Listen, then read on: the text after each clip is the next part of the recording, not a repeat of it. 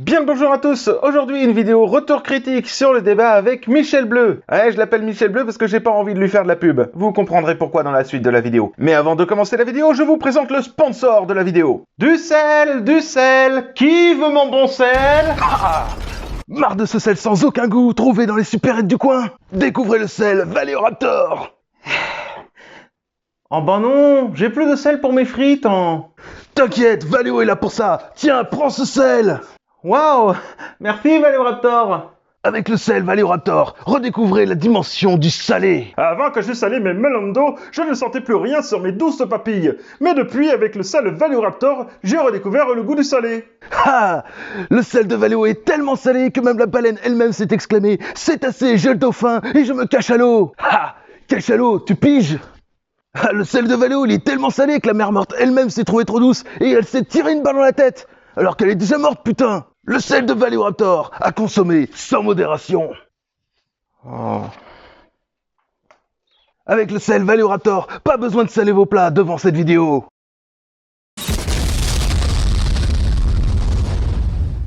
Ouais, cette vidéo va être salée. Ceci est donc la fin de mon calme olympien, de la bienveillance dont j'ai pu faire preuve avant, pendant, jusqu'à 3-4 jours après le débat. Donc si cette vidéo contient des attaques ad hominem envers Michel Bleu, c'est normal. Je suis sans filtre aujourd'hui. Il y a plusieurs raisons à cette vidéo. Tout d'abord, je souhaitais mettre en ligne la vidéo débat de la manière la plus neutre possible, sans ajout de montage, visant à pencher le viewer d'un côté ou de l'autre, de façon à ce qu'il se fasse son propre avis selon les arguments, les contre-arguments avancés par chacun. Et vous êtes une majorité à dire qu'il n'a rien compris à la théorie synthétique de l'évolution. Et vous avez raison. Sauf que Michel Bleu a sorti une vidéo 3 jours après le débat et qui m'a bien vénère. Il m'a accusé, entre autres, je cite, d'avoir fait de la propagande en coupant volontairement sa caméra sur mon live ou la vidéo rediffusion. Il m'accuse d'avoir monopolisé la parole. Je l'ai accusé de m'avoir coupé de nombreuses fois la parole. Il nie m'avoir coupé la parole sous sa vidéo. Et sous ma vidéo, il me dit « Oui, je t'ai coupé la parole 1 ou 2 fois, mais pas plus ». Il maintient que j'ai dit également oui à tous ces arguments. En bref, il n'est pas content de ma vidéo. Voici donc un petit récap de ce débat en chiffres qui m'a valu quand même 8h30 de live sur Twitch. Merci à tous ceux qui étaient présents pendant ces 8h30 parce que j'avais besoin de motivation et vous avez été là pour me soutenir. Vous-même, vous savez. Le temps de parole, Michel a parlé 58 minutes et 47 secondes.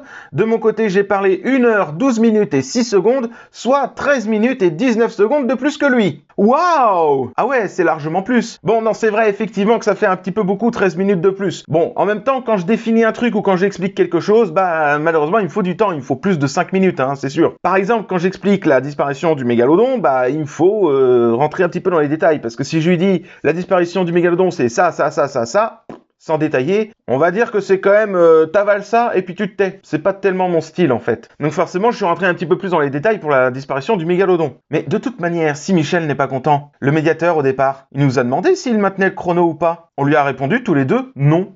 Si t'es pas content, fallait le maintenir. C'est tout. Interruption de parole. Michel m'a coupé la parole 47 fois. On est loin des 1 ou 2 fois comme il le prétend, Et je lui ai coupé la parole 8 fois, dont 6 fois sont des tentatives pour reprendre la parole après avoir été coupé, qui se sont finalement soldées par des échecs puisqu'il m'a recoupé la parole derrière. Michel a fait 26 hors-sujets pendant le débat, touchant notamment à l'archéologie, la génétique, la physique, la métaphysique, le complotisme, l'astronomie, la géologie et les témoignages du monstre du Loch Ness. Or, je me suis présenté au début du débat comme un paléontologue spécialiste des félins de l'Anjou, c'est-à-dire des félins qui datent d'il y a 11 millions d'années. Je me suis pas présenté comme un généticien, astrophysicien ou même archéologue. Bien que dans ce dernier cas, je pense qu'il doit confondre archéologue et paléontologue. Parce que dans son bouquin, on va pas dire, il dit de nombreuses fois archéologue alors que c'est paléontologue. Et non paléontologiste, comme il l'écrit dans son livre. Paléontologiste, c'est le terme anglophone. Nous, on dit paléontologue. Pigé? Alors du coup, pendant le débat, il a appliqué la technique du millefeuille argumentatif. Il enchaîne ses arguments sans laisser de temps de réponse. Il passe du coq à l'âne ou, il m'a fait revisiter l'expression, puisqu'il pense que l'évolution est comme ça, de la bactérie à la girafe, en passant par le célèbre dinosaure ornithorynque. Les vrais savent. Alors, j'ai pas compté tous les oui qu'il a répondu à mes arguments, parce que j'ai vu son commentaire concernant les oui que j'aurais soi-disant répondu, après 5h30 de live, déjà. Donc, j'allais pas tout recommencer pour recompter. Mais en tout cas, Michel a dit, oui, je suis d'accord, mais le problème, c'est que, avec un petit sophisme derrière, ou truc similaire, 13 fois. Si j'avais compté tous les oui qu'il me répondait, je pense que je serais encore en live sur Twitch à l'heure qu'il est. Et aujourd'hui, au regard de ses commentaires et de son attitude, je vois qu'il n'a rien écouté de ce qu'on a discuté pendant le débat. Monsieur se sent plus pété tellement on lui accorde de l'importance, il fait de la promotion pour son torchon de livre, il dit vouloir faire des débats et qu'il contredira facilement. Je cite « Et si quelqu'un de la TSE lit ces lignes, je vous saurai gré... » Oh putain, l'orthographe. « De vous mettre sur la liste du prochain débatteur, je me ferai une joie de vous contredire. » En bref, son ego a pris de l'ampleur. Il pensait être dans la cour des grands parce que soi-disant il a tout compris. Petite mise à jour lors du montage de la vidéo. Il se trouve que suite à la vidéo débat que j'ai repostée sur ma chaîne, Alexis avait accepté de faire un débat avec Michel Bleu sur l'évolution des plantes. Sauf qu'en vue de l'attitude de ces derniers, notamment de la manière dont il traite Alexis dans ses commentaires sous sa vidéo, Alexis a un petit message à faire passer à Michel Bleu.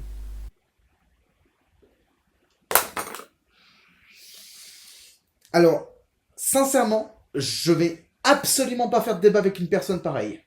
Clairement pas. Hein. Parce que il y a autant de conneries que si je parlais avec un chinchilla cosmique bleu. C'est improbable. Je ne veux pas. Je ne ferai pas de débat avec une telle personne. Je n'ai certainement pas envie de perdre mon temps avec un néoténique intellectuel. Allez, ça dégage. Il dit même avoir gagné le débat contre moi. Ah, l'humilité, mesdames et messieurs, hein. Et c'est pour ça aussi que je l'appelle Michel Bleu, la traduction littérale de son nom. J'ai pas envie de lui faire de la pub et il doit retourner à ce qu'il était avant le débat sur ma chaîne, c'est-à-dire quelqu'un d'anonyme et de dérisoire. Et c'est une des raisons pour laquelle aussi je vais passer la vidéo débat en non répertorié, parce que finalement ce débat a été plus qu'inutile, il nous sort plein de conneries sur plein de conneries, et de toute façon il sera jamais content du résultat. Donc, je m'en fous. D'autant plus que vous êtes une majorité à pas avoir dépassé les 20 à 40 premières minutes. Ah, c'est pas un reproche, hein, je vous comprends parfaitement. Ce que je vais faire, c'est donc cette vidéo, un débriefing du débat. Chacun de ces arguments ou phrases seront accompagnés dans la vidéo d'un timecode référent au timecode du débat. Comme ça, Michel ne m'accusera pas de sortir ses dires du contexte. C'est faux, il le fera quand même, quoi que je fasse. Et avant de commencer, s'il répond à vos commentaires sous cette vidéo ou sous la vidéo débat de la dernière fois, ne lui répondez plus. Non mais de toute façon, vous aurez beau lui dire quoi que ce soit, il va pas comprendre, il va rester enfermé dans ses positions, c'est tout. Donc, ignorez-le. C'est le plus beau cadeau que vous vous ferez, et c'est la plus belle des petites crottes de nez que vous pourrez lui jeter à la gueule. Commençons par le commencement. Vous êtes nombreux à m'avoir posé la question, comment tout a débuté? Il y a 4 milliards 600 millions d'années. Non, je déconne, on va pas remonter aussi loin quand même. En bref, un abonné est venu me voir sur Discord pour me parler de ses échanges avec un certain Michel Bleu sous une vidéo de Top Merde français, montrant des vrais mégalodons.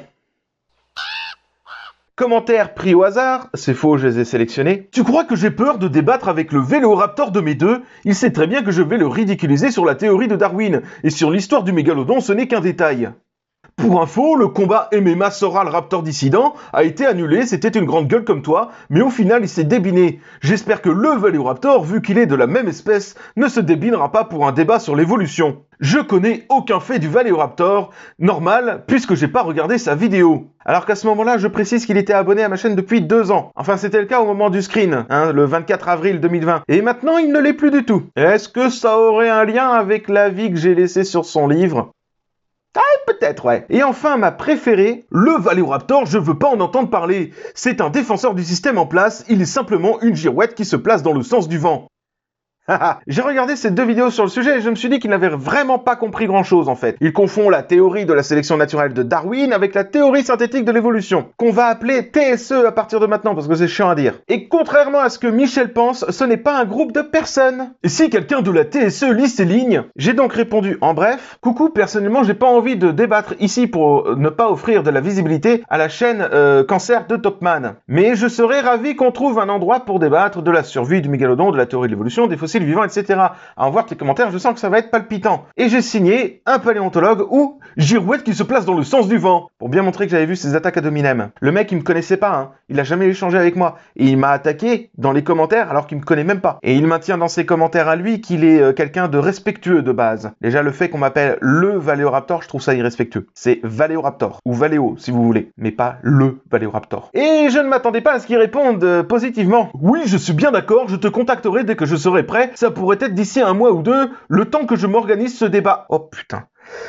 Oh la syntaxe! On t'encule! Putain, mais la ponctuation, c'est important, bordel de merde! Du coup, si je devais lire son commentaire, ça ferait ceci.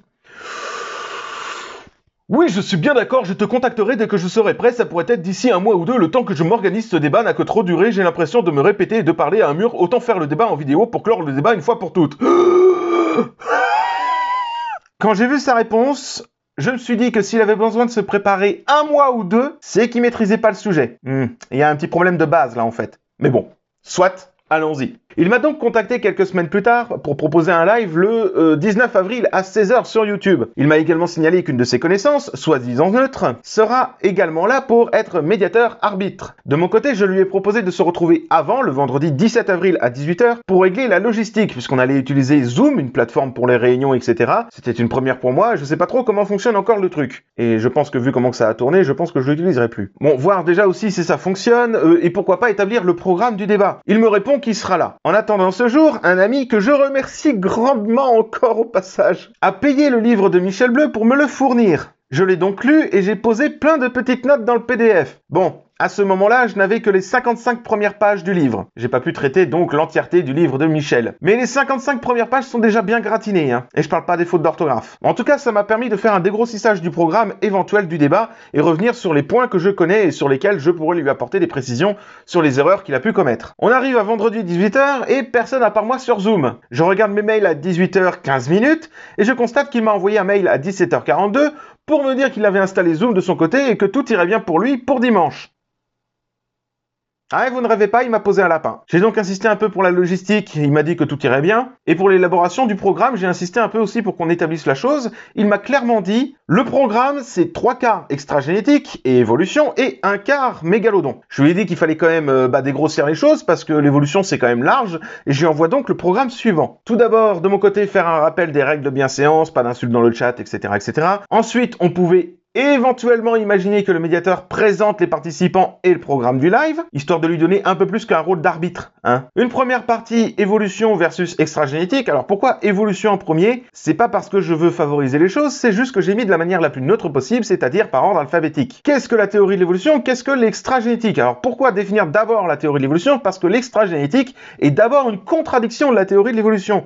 Donc autant définir d'abord la théorie de l'évolution pour ensuite arriver à l'extra-génétique. Ça semble logique comme plan. Ensuite, un mot sur le transformisme et le lamarckisme, la sélection naturelle de Darwin, les fossiles vivants, et pour lui faire plaisir, j'ai rajouté l'épigénétique, bien que je ne sois pas généticien. Mais bon, sachant que c'est une grosse partie dans son bouquin, je me suis dit ça va y faire plaisir. Partie 2, le mégalodon est-il toujours vivant? Et là, ce serait plus du free débat, et ça dépendait de lui et de ses arguments. Et avec les questions sur le sujet et la conclusion du débat. La réponse qu'il m'a envoyée. Je ne suis pas d'accord sur les 2 premiers points de ton plan. Qu'est-ce que la théorie de l'évolution? Qu'est-ce que l'extra-génétique? C'est un débat, mais pas un exposé. C'est pas à moi d'exposer ce qu'est l'évolution. Au contraire, je contredis ces théories de A à Z. En résumé, l'extra-génétique sera bien sûr abordé pour donner une autre vision de mon côté, mais ce n'est pas un exposé non plus. Ou encore plus tard, fais ce que tu veux de ton temps imparti. C'est le principe du débat. Moi, je m'autorise à dire ce que je veux, c'est tout.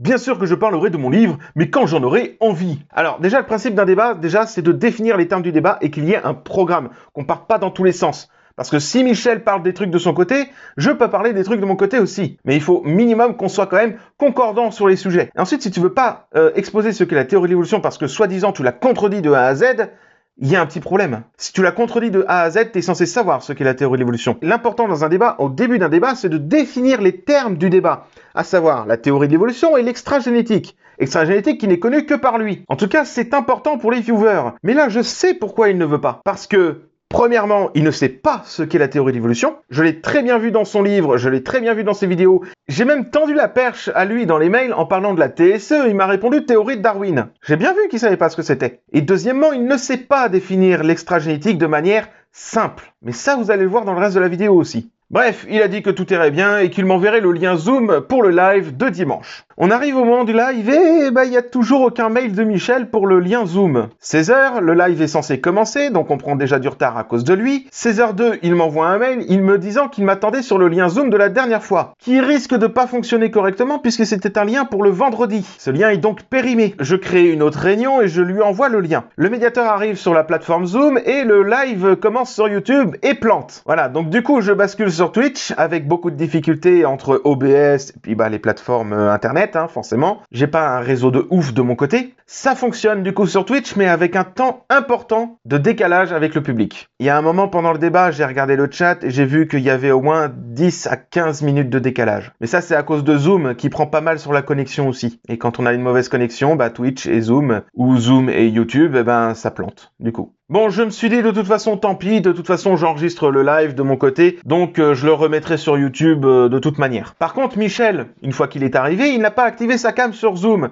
Du coup, bah on ne le voit pas sur mon live. Donc, quand il m'a accusé d'avoir masqué sa cam, voici le screen de l'enregistrement original, et voici l'enregistrement modifié. J'ai juste ajouté des sous-titres ici, j'ai ajouté le mot médiateur pour la case du médiateur, et j'ai juste mis son logo de chaîne pour que ça masque le carré rose moche de Zoom. Ouais, je suis vraiment trop gentil. Et comment ma gentillesse a été montrée du doigt par Michel? En m'accusant de faire de la propagande. Et j'ai eu beau lui dire que c'était de sa faute dans les commentaires sous ma vidéo et dans les commentaires sous sa vidéo, il en démord pas. Il en démord pas. Il dit que c'est moi qui ai tout masqué. Mais c'est fou. Bref, vous voyez quel genre de personnage c'est. C'est quelqu'un d'enfermé sur ses positions. Et qui en démord pas. C'est en gros quelqu'un à qui vous aurez beau mettre son nez dans son propre caca, il vous maintiendra que c'est du Nutella.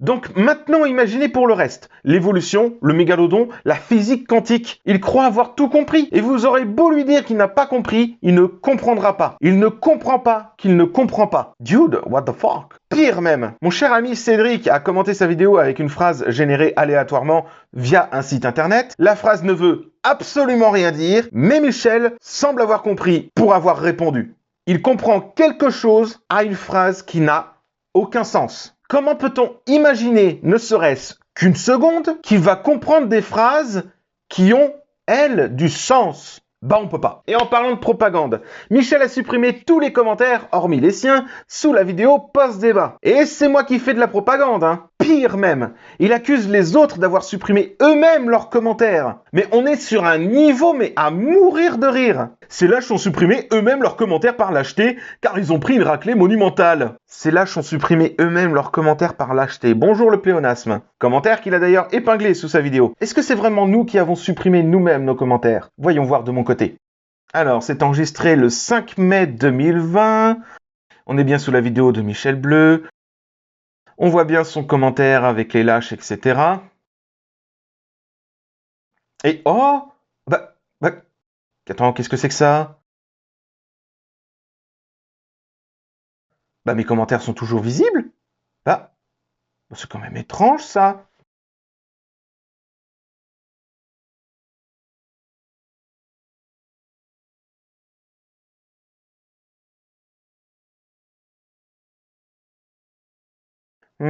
Étrange, effectivement. Voyons voir du côté de Paléostyle. Il y a peu, Valéoraptor a débattu avec quelqu'un que l'on peut qualifier de personne défendant l'intelligent design ou le créationnisme. Ce dernier, suite au débat où il a prouvé qu'il n'avait aucun argument, a posté une vidéo sur sa chaîne, se vantant d'avoir gagné le débat haut la main. Nous n'avons pas pu nous empêcher de commenter sa vidéo en répondant à certaines de ses affirmations et en démontrant qu'elles sont fausses à travers diverses sources. Étant incapable de gagner le débat par des arguments car il n'en a aucun, ce dernier a décidé de nous censurer, tout en décidant de se pavaner derrière. Comme vous pouvez le voir sur ce screen, ce dernier affirme que nous sommes lâches et que nous avons par lâcheté supprimé nos commentaires car on s'est pris une raclée monumentale. Mais a-t-on vraiment supprimé nos commentaires ou nous a-t-il censurés? Et bien pour cela, allons voir les commentaires sous sa vidéo.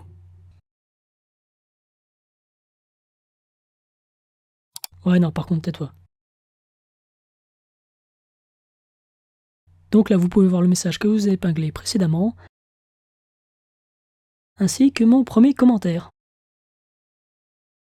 avec toutes les réponses qui s'ensuivent. Je vais vous le dérouler, ce sera plus simple. Si vous voulez lire les messages ainsi que les réponses, n'hésitez pas à mettre pause, vous aurez tout le temps de les lire comme cela. Vous pouvez voir également mes réponses ainsi que celles du dodo. Et donc, comme vous pouvez le voir, il y a des réponses à certains messages qui ont disparu. Ont-ils été supprimés ou les auteurs les ont retirés? Eh bien, comme je viens de vous le montrer de mon côté, ce dernier a bel et bien bloqué nos messages. Et ce ne sont pas nous qui les avons retirés, c'est tout simplement Mike Blue qui effectue ici une censure grotesque. Cela nous prouve donc plusieurs choses. La première est que Mike Blue n'est pas une personne honnête, qu'il n'a aucun argument, et qu'il est un peu con, voire beaucoup. C'est troublant, ouais. Voyons voir du côté de Parlons Évolution. Mesdames, mesdemoiselles, messieurs, bien le bonsoir. Ceci est un petit tuto à l'attention de monsieur Mike Blue pour lui montrer que quand on fait un gros mensonge, eh bien, il est quand même toujours utile de vérifier que ce mensonge tient la route.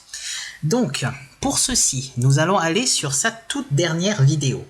Donc celle-ci, anéantissement de la théorie de Darwin, etc., etc. Et donc sur son dernier commentaire épinglé, qui est magnifique, et que je vais zoomer de ce pas pour vous montrer. Donc qui dit « Ces lâches ont supprimé eux-mêmes leurs commentaires par lâcheté, car ils ont pris une raclée monumentale. » Sauf que ce que monsieur Mike Blue ignore, c'est que quand il masque des commentaires et qui bloquent des utilisateurs, en réalité, les commentaires sont toujours visibles lorsque nous sommes connectés à notre propre compte. Ce qui fait que, par exemple, donc là, je suis connecté avec ma chaîne principale qui est Parlons Évolution. Et comme vous voyez, eh bien, les commentaires sous le nom de Parlons Évolution sont toujours visibles. Voilà, là nous avons Parlons Évolution, vous voyez, voilà, Parlons Évolution. Mais hormis Parlons Évolution, il n'y a que lui, ce qui signifie qu'il a bloqué tous les autres commentaires, y compris ceux que j'ai pu lui laisser avec mon deuxième compte, mais ça on va y revenir juste après. Donc là, vous voyez, voilà, là il y a une immense conversation, et il n'y a que Mike Blue qui apparaît. Voilà, il n'y a aucun autre utilisateur. Bon. Je vais d'ailleurs même lui laisser un commentaire juste pour tester, on va voir, parce que normalement, en tant que personne bloquée, je ne devrais pas être lisible avec un autre compte. Donc ces lâches ont supprimé. Donc, nous allons lui écrire. Voilà, les vrais comprendront. Donc là, mon commentaire apparaît bel et bien. Hein, nous sommes d'accord. Hop, je dézoome. Et donc maintenant, nous allons nous connecter à les histoires de grand-père Darwin, ma chaîne secondaire. Voilà. Et donc, là, qu'est-ce que nous avons? Eh bien, oh surprise, Parlons Évolution n'est plus du tout visible. Bon, je vois qu'entre-temps, il y a d'autres personnes qui lui ont laissé des commentaires, probablement pour lui dire que c'était un imbécile profond. Mais hormis ces commentaires récents, tous les anciens commentaires ne sont pas visibles, ne sont pas disponibles. Voilà, vous voyez, Parlons Évolution a complètement disparu. En revanche, voilà, tadam, les histoires de grand-père Darwin, il est là. Hein, il n'a pas du tout été supprimé, je n'ai supprimé aucun de mes commentaires, ils sont tous ici. Voilà, et j'en ai laissé un sacré paquet sous ce compte-là, puisque le compte Parlons Évolution, il l'a bloqué de suite. Et là, avec les histoires de grand-père Darwin, nous avons eu un très long échange, tout à fait surréaliste par ailleurs. Mais voilà, contrairement à ce que Mike Blue veut vous faire croire, voilà, mes commentaires sont toujours là. Ils ne sont absolument pas supprimés, il les a juste masqués et bloqué mon compte. Et vous voyez même le commentaire que je lui ai laissé tout à l'heure, là, avec l'ornithorynque, hein, preuve que mon compte Parlons Évolution est bel et bien bloqué, eh bien, il n'apparaît pas.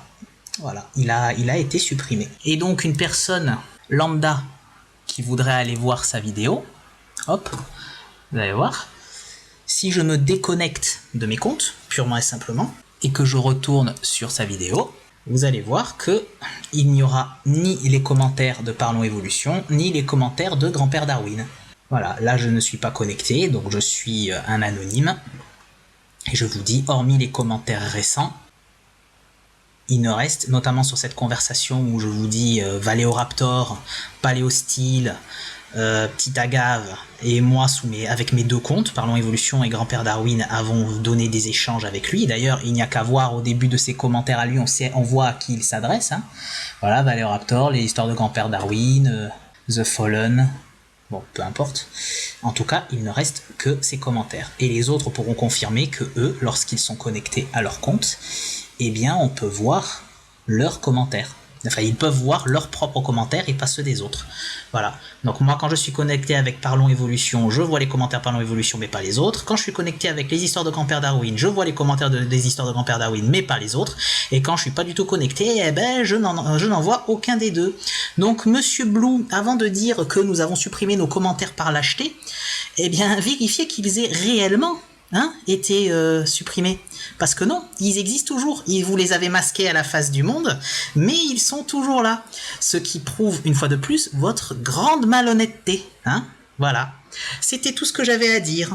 Sauf que sur YouTube, quand vous commentez une vidéo, que votre commentaire est visible et qu'il est supprimé ensuite par l'auteur de la chaîne. Votre commentaire est toujours visible par vous-même, mais il n'est plus visible par les autres utilisateurs, dont l'auteur de la chaîne lui-même. Pour que votre commentaire ne soit plus du tout sous sa vidéo, ni visible par vous, ni visible par quiconque, c'est à vous de supprimer le commentaire. Mais si c'est l'auteur de la chaîne qui supprime, vous pouvez toujours voir votre commentaire. Ah, mais ça, c'est un exemple de propagande et d'hypocrisie, mon cher Michel. Ce mec n'a même pas de respect pour lui-même. Et c'est pas fini, parce qu'il a commenté son propre commentaire. Alors, je vous lis pas tout le commentaire en question, je vais vous lire quelques passages. Si vous voulez tout lire, mettez sur pause, évidemment. Pour ceux qui pensent le contraire, demandez à Histoire de Darwin, Paléo et Valéoraptor de jurer sur la Bible s'ils sont croyants ou sur la tête de leur propre tête, ou une de leurs proches, ou sur leur honneur s'ils en ont encore une de le faire.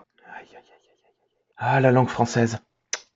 On te regrette. Moi je jure sur la Bible, sur le Coran et sur la Torah, devant le Créateur et tous les anges et divinités existants, et sur mon honneur, que je n'ai pas supprimé les commentaires où on débattait ouvertement. En tout cas, malgré leur acharnement et maintenant leur lâcheté, cela n'a fait que renforcer et enrichir mon argumentaire. Et je trouve dommage qu'ils se sont enfuis d'eux-mêmes, la queue entre les jambes. Et je peux me regarder dans la glace en sachant que ce que je viens d'écrire...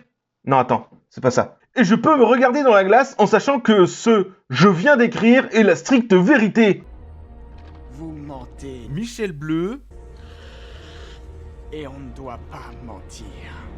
Ah, j'ai eu du mal sur la fin. Même moi qui suis athée aujourd'hui, j'ai grandi dans la religion catholique, j'ai fait ma petite et ma grande communion, je suis quand même choqué par ces propos. La Bible dit dans l'Ancien Testament, dans l'Exode, chapitre 20, verset 7, « Tu ne prendras point le nom de l'Éternel, ton Dieu, en vain, car l'Éternel ne laissera point puni celui qui prendra son nom en vain. » Il est dit dans le même chapitre, verset 16, « Tu ne porteras point de faux témoignages contre ton prochain. » Eh ben on sait déjà qu'il n'ira pas au paradis. Sachant qu'il a ouvertement menti aux divinités, à ses abonnés et à lui-même, il a bafoué son propre honneur. On voit un peu l'envergure du personnage, non? Alors c'est vrai que je pourrais m'arrêter là, me dire que voilà, le mec fait de la propagande, il est hypocrite, c'est une supercherie sans nom.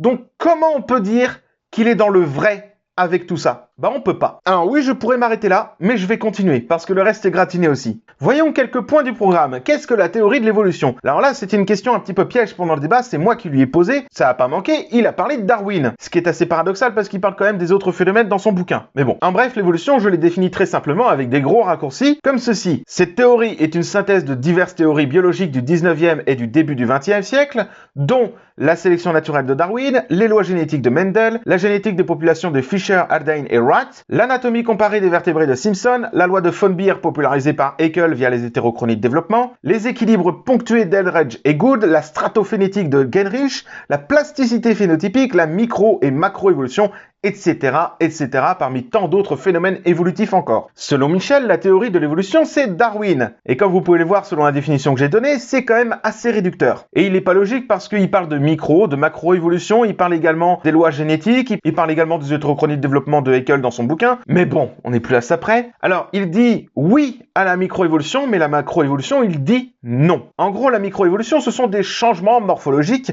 qui ont lieu à notre échelle, à l'échelle d'une population, dans un court laps de temps. Mais ce n'est pas pour autant que l'espèce deviendra une autre espèce. Par exemple, la disparition des troisièmes molaires au sein de notre espèce, qui était une hétérochronie de développement, je vous renvoie à la LCDV9, c'est un cas de microévolution. Mais c'est pas pour autant que les populations qui n'ont plus leurs dents de sagesse sont des espèces différentes de celles qui en ont encore. En revanche, un ensemble de microévolutions, une succession de microévolutions sur l'ensemble de l'espèce, sur un plus long laps de temps, peuvent conduire à de la spéciation, c'est-à-dire à une différenciation de l'espèce initiale. Et ça, c'est la macroévolution. Il n'y a pas vraiment d'exemple qu'on peut citer parce que ça dépasse tellement l'humanité et encore plus l'âge des sciences. Nous sommes trop jeunes pour avoir observé de la macroévolution. Et cette définition est trop récente pour qu'on ait eu la chance de l'observer et d'y faire attention. Mais un exemple qu'on pourrait donner et qui s'en rapprocherait, c'est les races de chiens. Ils appartiennent tous à la même espèce, mais ils ont tellement été sélectionnés artificiellement, la sélection artificielle c'est juste une sélection naturelle accélérée par l'homme, ils ont tellement été sélectionnés par l'être humain pour des caractères morphologiques précis qu'un chihuahua ne peut plus se reproduire naturellement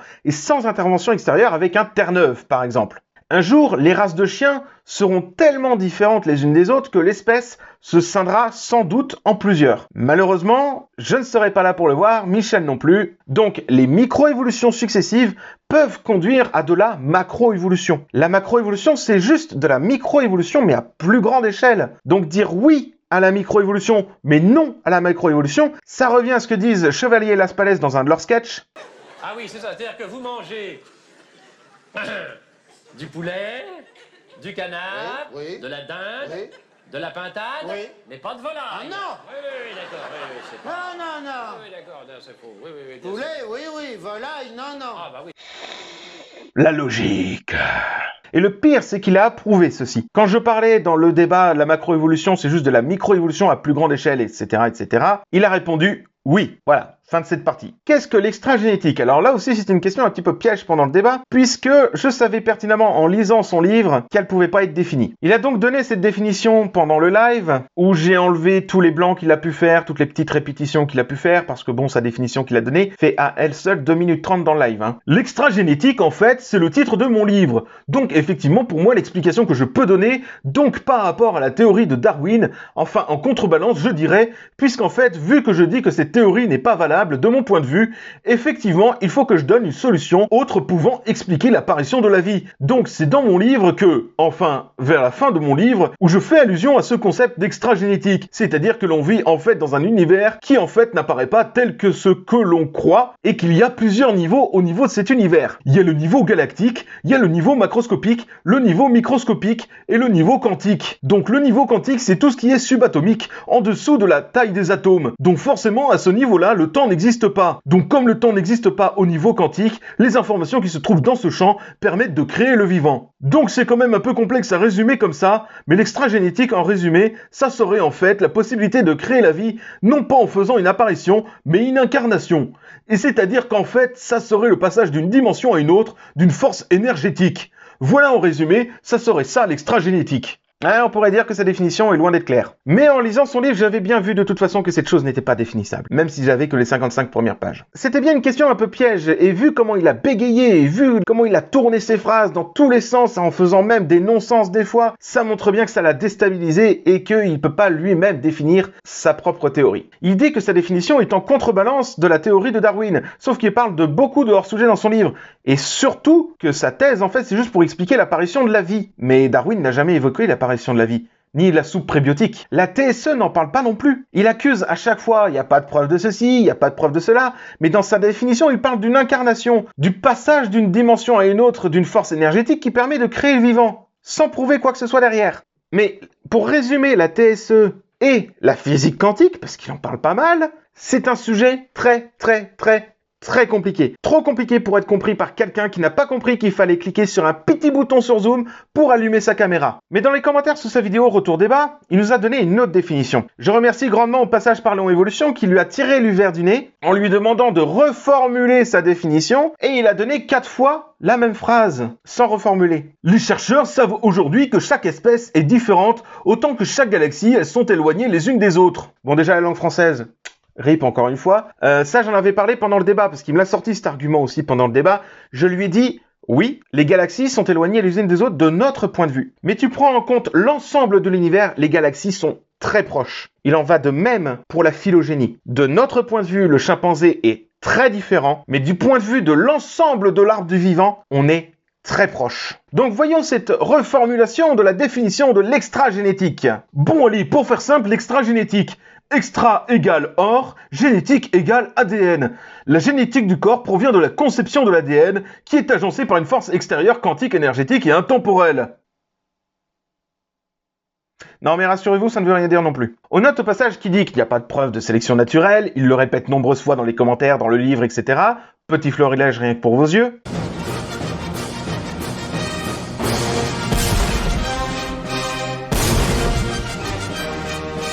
Mais il n'a pas besoin de preuves pour dire qu'une force extérieure quantique, énergétique et intemporelle gère tout. Je ressens un grand paradoxe dans cette personne. Mais si on réfléchit à tout ça, c'est quelque chose qui touche surtout le quantique, donc l'intérieur des molécules d'ADN. Le nom extra-génétique, c'est littéralement en dehors de la génétique, en dehors de l'ADN. Donc en fait, le nom de sa théorie est l'exact opposé de ce qu'elle défend.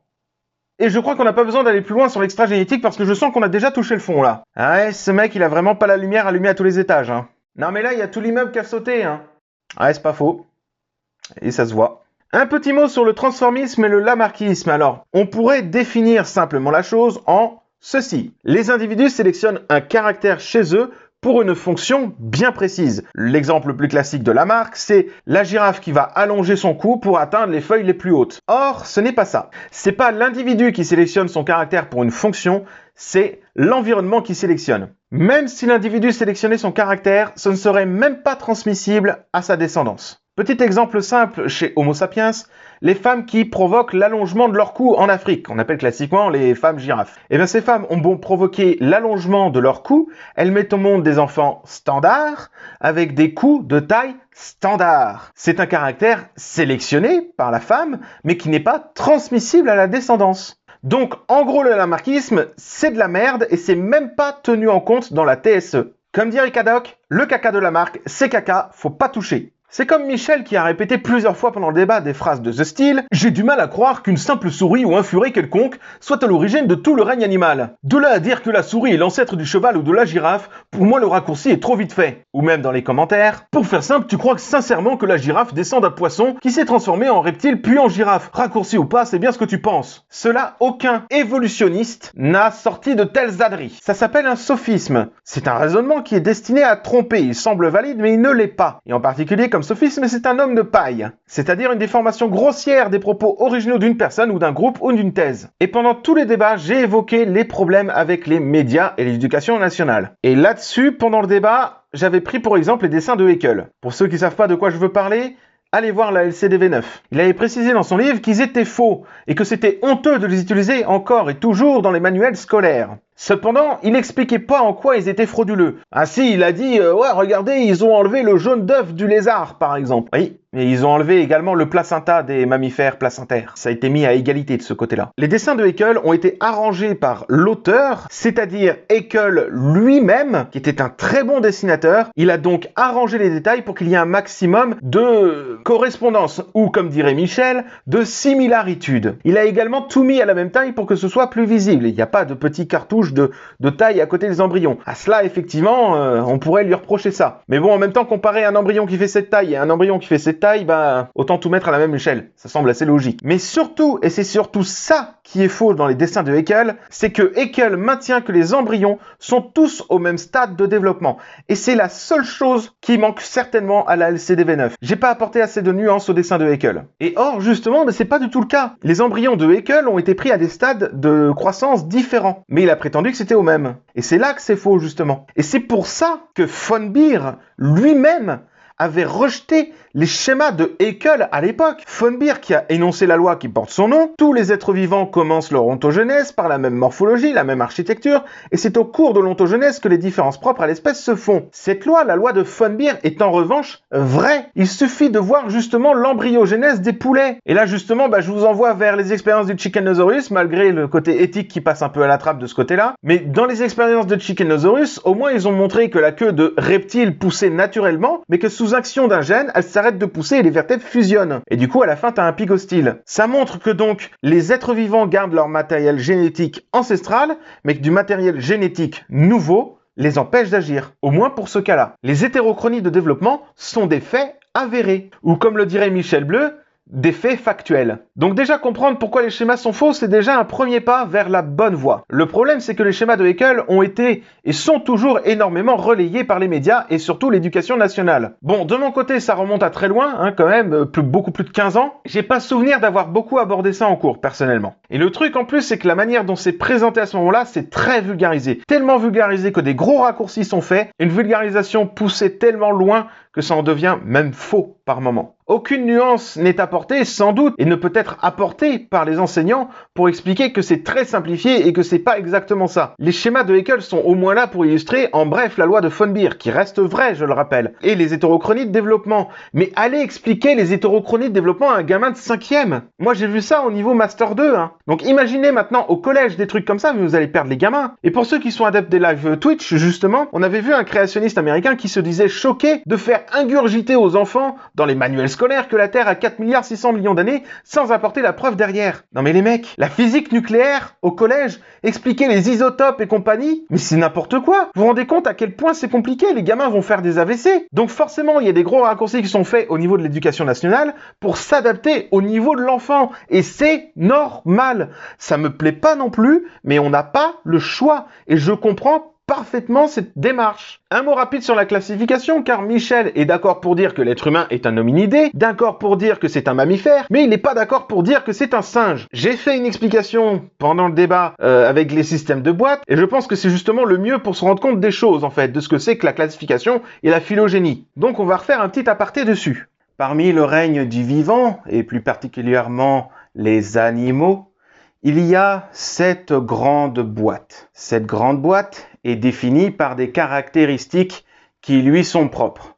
Une longueur, une largeur, une hauteur, une texture et une couleur. Vous en conviendrez, cette boîte est unique en son genre. Cette boîte porte des caractères morphologiques. Ces caractères morphologiques est la présence de poils et la présence de glandes lactrices. Nous avons appelé cette boîte la boîte des mammifères. Si nous trouvons une espèce animale qui porte des poils et des glandes lactrices, entre autres, évidemment, et il faut regarder absolument toute l'espèce puisque les mâles n'ont pas de glandes lactrices et certains mammifères, comme les cétacés, ont perdu leurs poils. Donc, si vous trouvez une espèce animale qui porte ces caractéristiques, vous le placez dans la boîte. Il est donc dans la boîte des mammifères, c'est donc un mammifère. Et c'est le cas pour Homo sapiens.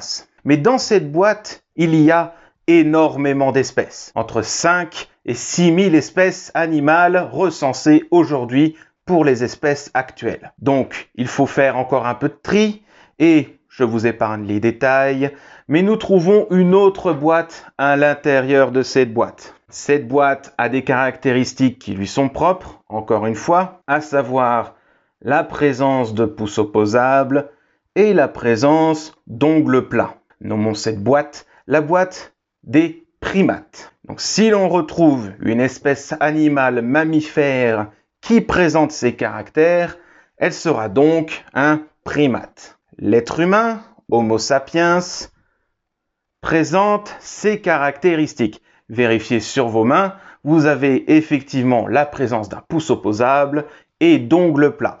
Donc, l'être humain est à placer dans cette boîte. C'est donc un primate. Mais dans cette boîte, il y a encore beaucoup d'espèces. Trop d'espèces, il faut donc la diviser.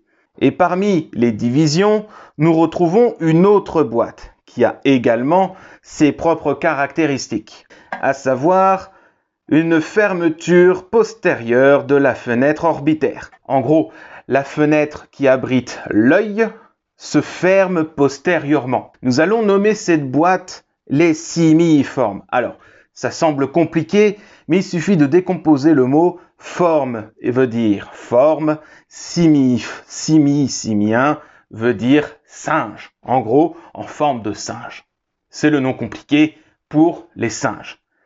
Si un animal porte cette caractéristique, nous allons donc le mettre dans cette boîte et il sera donc un singe.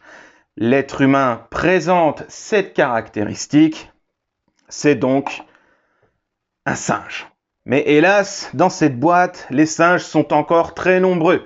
Il faut donc refaire des divisions. Donc dans cette boîte, nous allons trouver une autre boîte qui a également ces caractéristiques qui lui sont propres, à savoir la présence d'un coccyx. Nous avons nommé cette boîte les hominoïdes. Les hominoïdes, c'est le nom compliqué pour les grands singes. Donc si vous trouvez un animal mammifère, primate, singe qui porte un coccyx, ce sera donc un grand singe, un hominoïde. Et l'être humain ne fait pas exception puisqu'il a la présence d'un coccyx.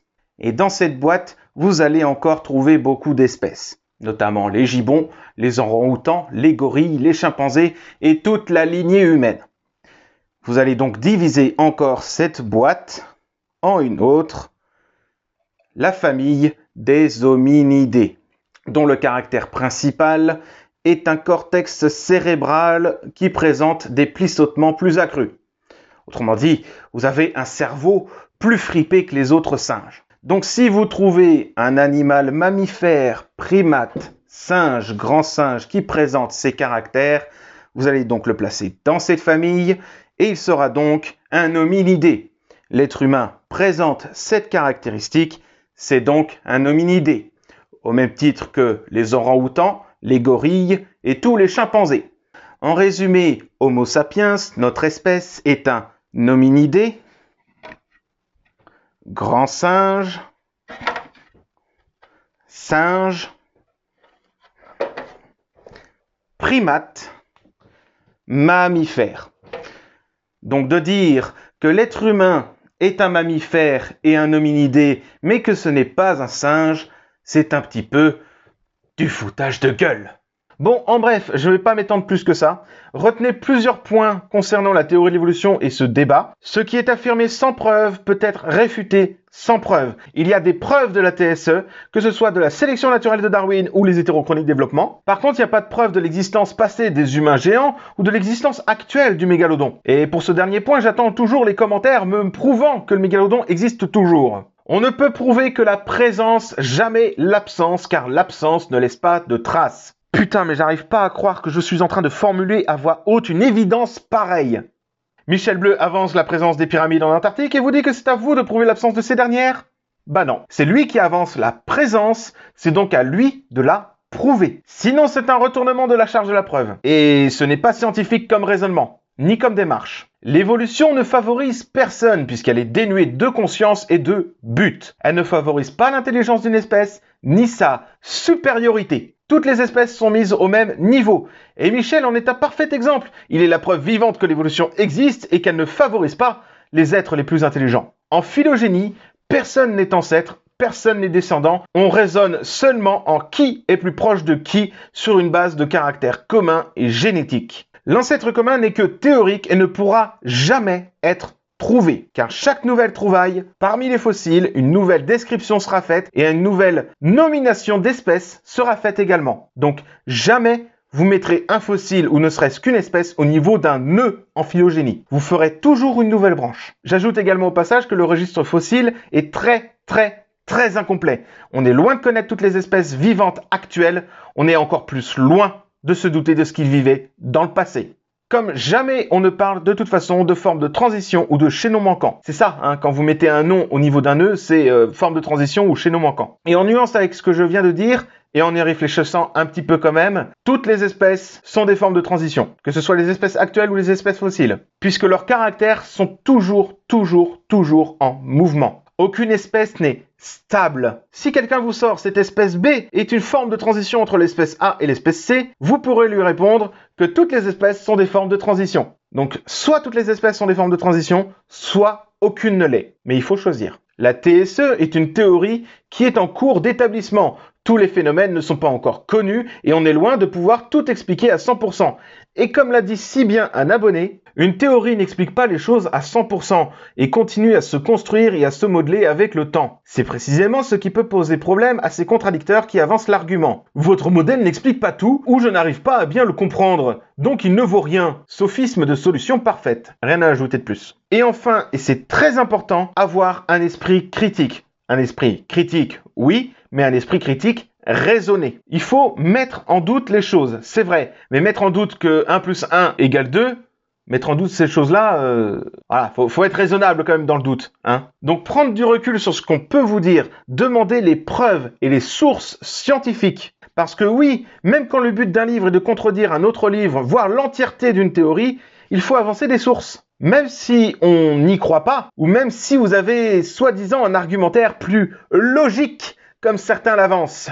Il faut être objectif et savoir reconnaître quand on a des torts. Avant de conclure, je vous offre ce petit florilège des meilleures citations de Michel Bleu lors du débat. C'est vrai qu'en observant des animaux qui ont des traits communs, on peut imaginer qu'ils ont un descendant commun. Juste, l'origine des espèces, ça fait une 40aine de pages. Le livre de Darwin, c'est plus maigre que le mien. Dans chaque chromosome, effectivement, il y a plusieurs paires d'ADN. C'est des faits factuels. Le scorpion est l'animal le plus ancien qui existe. C'est pratiquement impossible de dire que l'homme a pour descendance une soupe prébiotique. Non mais tu crois que c'est quoi la soupe prébiotique chez un homme? Mais c'est sans spectre. Mais après c'est vrai que par rapport à la disparition des dinosaures, il y a certains survivants comme par exemple celui que j'ai mis dans mon livre, enfin celui qui date des temps préhistoriques, c'est l'ornithorynque. Lui c'est vraiment un spécimen unique en son genre qui date de 300 millions d'années. Donc son nom préhistorique, c'est le monotrème. Quoi? Non mais tu le fais exprès ou quoi? Le cheval a été conçu pour qu'on puisse, nous, l'utiliser. Oui, bien sûr, le soleil a été conçu pour qu'on puisse utiliser des panneaux solaires, le vent a été conçu pour qu'on puisse concevoir et utiliser des éoliennes, l'eau a été conçue pour qu'on puisse la diluer avec le pastis, et YouTube a été conçu pour ses utilisateurs. Il y a des similitudes, j'ai entendu un article dessus. Alors, que conclure sur Michel Bleu? Alors déjà sur son livre. Son livre est catastrophique, bourré d'incompréhensions, d'erreurs, de phrases qui ne veulent rien dire et de fautes d'orthographe immondes. Je ne comprends pas qu'on vende un tel produit. L'auteur a rédigé une contradiction de la théorie synthétique de l'évolution, qu'il confond avec la théorie de la sélection naturelle de Darwin, alors qu'il ne comprend même pas les phénomènes. 104 pages, c'est trop maigre pour décrire toute la théorie de l'évolution, mais en plus la contredire derrière et créer sa propre théorie? Non. Il faudrait plusieurs années et plusieurs volumes pour faire ceci. L'auteur part sur de nombreux hors-sujets qui n'ont rien à voir avec la TSE et se mélange vite les pinceaux. Il faudrait faire le tri avant de lancer un livre. Il y a également des copier-coller de Wikipédia qui est une encyclopédie libre et publique et je trouve ça honteux de payer pour un contenu public. Certaines images sont soumises à des ayants droit. Images prises au hasard, cette miniature de Entracte Science, où le logo a été soigneusement enlevé par l'auteur du livre. Je ne comprends pas qu'on puisse permettre un tel produit en vente sans en payer les conséquences derrière. Et enfin, une absence de bibliographie et trop peu de sources dans le texte qui rend son opinion dérisoire, inexploitable et absolument pas scientifique. Du n'importe quoi et du jamais vu. En bref, son livre est la définition même d'un torchon littéraire. Je ne recommande pas du tout, gardez votre argent pour vous, ne payez pas ce bouquin. Et son éditeur, BOD, Books on Demand, qui cautionne derrière sans avoir vérifié le contenu. Honte à vous, éditeur. Honte à vous. Et vous cautionnez tout ça derrière. Vous cautionnez du vol de propriété intellectuelle publique et privée. Il peut y avoir des conséquences. Maintenant, j'ai envie de dire, il écrit comme il pense et il pense comme il parle. Ouais, c'est pas logique. Donc forcément, son livre est plus ou moins le reflet de sa personne. Quelqu'un qui ne comprend pas les choses et qui ne veut pas comprendre. Il a son avis, il est arrêté sur son avis et il ne souhaite pas en changer ni évoluer finalement. Quitte à bâillonner les gens qui ne sont pas d'accord avec lui en faisant de la propagande pour son torchon et être hypocrite avec ses abonnés et avec lui-même. Michel Bleu est une supercherie à lui tout seul. Selon moi, Michel Bleu est un con fini. Et avec la situation que l'on vit actuellement, je me dis qu'en tant que con fini, il devrait rester confiné. Laissons-le maintenant qu'il reste dans son coin et retournons à des choses plus joyeuses au niveau de la science. Encore une fois, s'il vous répond dans les commentaires sous cette vidéo ou ailleurs, ne lui répondez plus. Ça ne sert à rien, il tourne en boucle ce mec. Il croit être dans le vrai parce qu'il n'écoute pas. Donc allons de l'avant, évoluons et que ce néoténique intellectuel reste dans l'anonymat et dans l'ombre. Moi je vous dis à la prochaine vidéo et que l'évolution soit avec vous, mais pas avec Michel Bleu.